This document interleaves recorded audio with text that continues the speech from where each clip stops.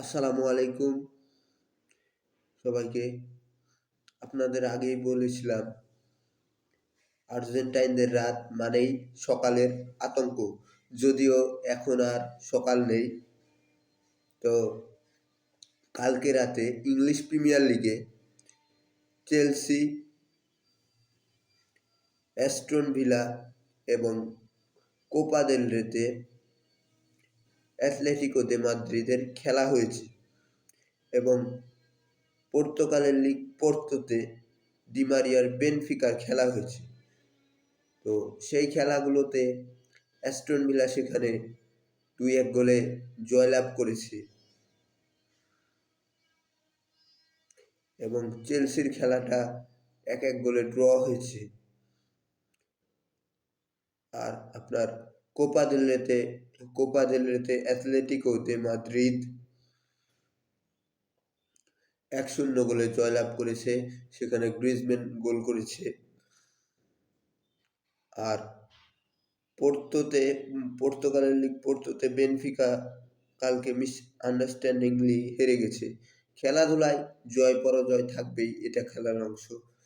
তো আমি যেটা বলতে চাচ্ছি, যেহেতু আমি ভিডিওর শুরুতে এই কথা বললাম যে আর্জেন্টাইনদের রাত মানেই সকালের আতঙ্ক। তো এই কথাকে কেন্দ্র করে অনেকে আবার অনেক কিছু ভাবতে পারে বা বলতে পারে যে আর্জেন্টাইনদের রাত মানে সকালের আতঙ্ক, তাহলে আর্জেন্টাইন প্লেয়াররা যে ক্লাবে খেলে হারে কেন, বা আর্জেন্টাইন প্লেয়াররা গোল করতে পারে না কেন?